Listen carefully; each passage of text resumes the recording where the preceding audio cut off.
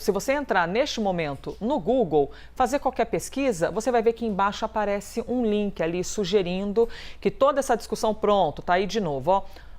O PL das fake news pode aumentar a confusão sobre o que é verdade ou mentira no Brasil. Por qual motivo eu estou repetindo isso aqui para você? O Ministério da Justiça vai enviar à Secretaria Nacional do Consumidor um pedido de análise de possível prática abusiva, depois que o Google colocou na página inicial da plataforma esse artigo, né, com esse título que eu acabei de citar aqui para vocês, questionando o que é verdade ou mentira no Brasil. Pois bem, a Meta, que é dona do Facebook, dona do Instagram e do WhatsApp, e o Google foram notificadas pelo Ministério Público Federal por supostas operações nas plataformas contra a proposta do PL das fake news. Para a gente poder falar justamente sobre esse aspecto, nós conversamos agora ao vivo com o secretário nacional do consumidor, o Adi Damu, que eu espero ter dito o nome corretamente, para começar bem essa entrevista com o senhor. Bem-vindo. Obrigado. Pronunciou corretamente, porque é difícil, né? Às vezes até eu mesmo me confundo. Ah, mas eu contei com a ajuda de Basília Rodrigues, ela já me deu essa força aqui para poder fazer corretamente a pronúncia. Muito bem, bom, importantíssimo ter o senhor hoje aqui para a gente poder compreender onde é que seria esse limite, o que exatamente pode ser uma ilegalidade quando a gente fala de defesa do consumidor, porque em teoria é uma empresa, a rede social, que pode defender os seus interesses, mas onde é que pode estar o problema? Olha, primeiro bom dia a todas Bom e dia. todos que estão aqui nos acompanhando. Esse é um debate mundial, né? Onde esse debate se coloca? Nós sabemos que o Marco Civil da Internet, que aqui no Brasil foi aprovado por lei em 2014, no seu artigo 19, criou uma espécie de semi-responsabilidade ou semi-irresponsabilidade dessas plataformas. E responsabilidade em relação a quê? Em relação aos conteúdos que elas veiculam, né? O entendimento que vigorou no momento da edição do Marco Civil e no qual essas plataformas se agarram é de que elas não são responsáveis pelos conteúdos que elas publicam, né? Elas só se consideram responsáveis em caso de descumprimento de decisão judicial que as mande retirar do ar aquela publicação. E não é esse o nosso entendimento. Não é esse o entendimento de diversos segmentos e setores pelo mundo afora. Na União Europeia, por exemplo, essa questão já foi regulamentada por lei. As plataformas são sim e devem ser responsabilizadas, devem se obrigar a moderar o conteúdo daquilo que elas publicam quando esse conteúdo violar a lei, quando for mensagem de ódio, quando for desinformação, né? Então, é disso que se trata, né? E nós estamos vendo agora, às vésperas da votação do projeto de lei chamado Projeto de Lei das Fake News, Projeto de Lei 2630, de relatoria do deputado Orlando Silva, um verdadeiro arsenal de guerra, como você já mostrou aí na tela, contra o projeto de lei, né, que timidamente está regulando, né, nesse sentido de colocar as empresas como corresponsáveis por aquilo que elas publicam, né? Isto é censura? De jeito nenhum. Isto atenta contra a liberdade de expressão? De jeito nenhum. Pelo contrário, isso assegura a liberdade de expressão. Porque mentira, discurso de ódio, propagação de crime em escala massiva e financiada não pode ser considerado liberdade de expressão.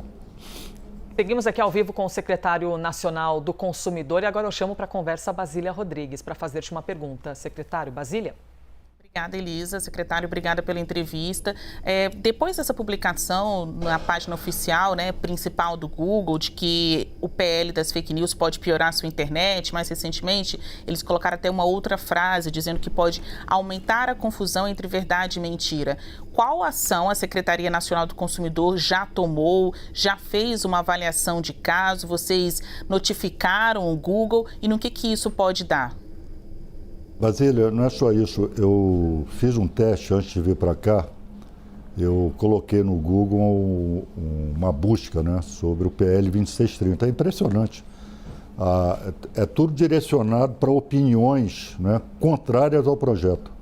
Você não encontra opiniões favoráveis ao projeto na busca do Google.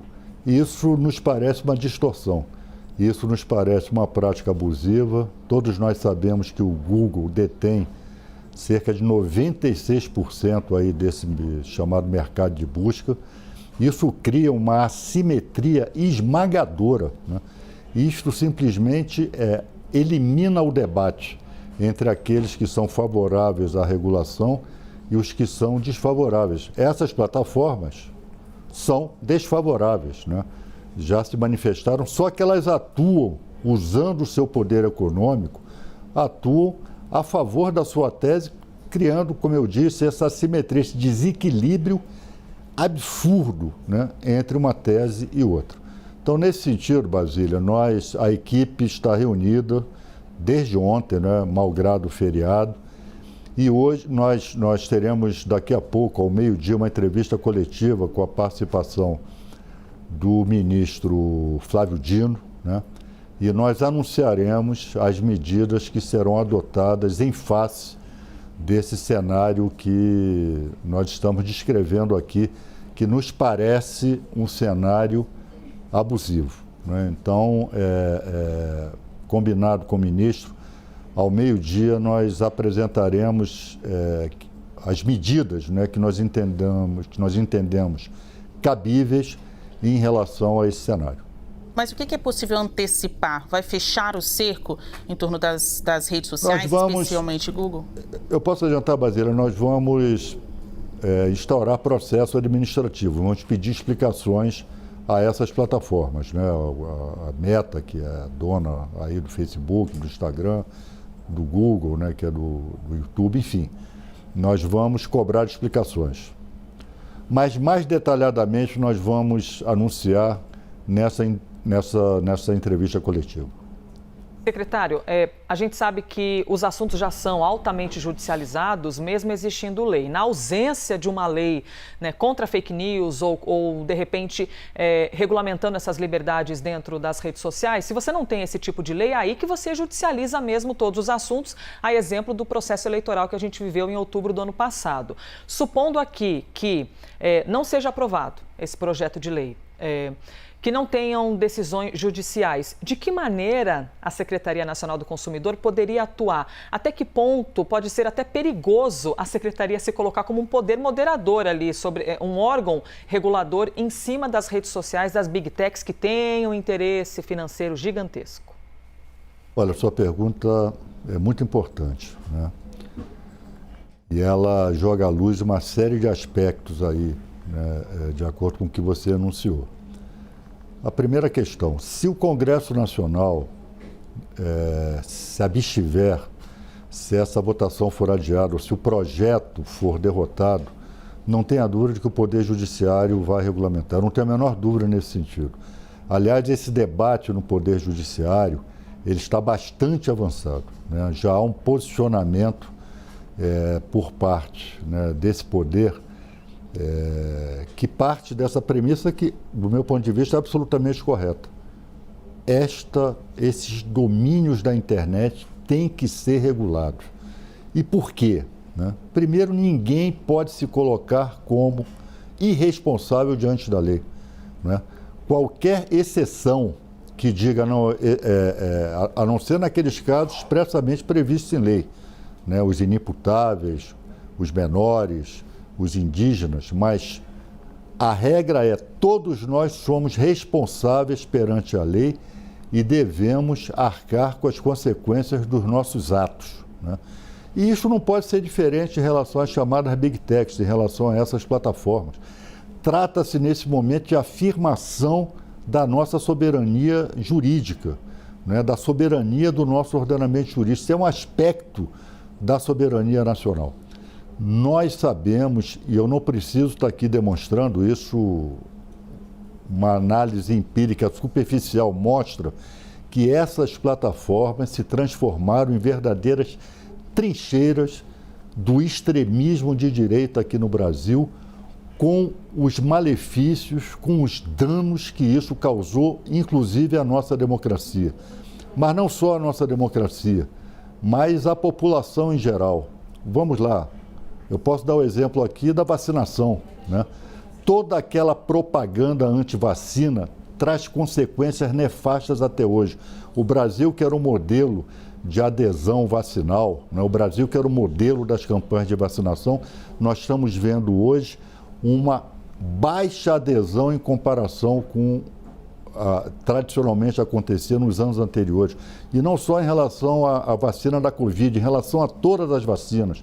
A vacina das crianças está com a sua aplicação atrasada exatamente por conta das dúvidas, né, que aquela campanha anti-vacina gerou em segmentos substanciais da população brasileira.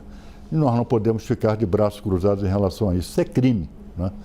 Então, é imperioso que essa regulamentação aconteça. Agora, a Secretaria Nacional do Consumidor precisa aguardar o desfecho da votação no Congresso Nacional desse PL. Eu digo a você peremptoriamente, não.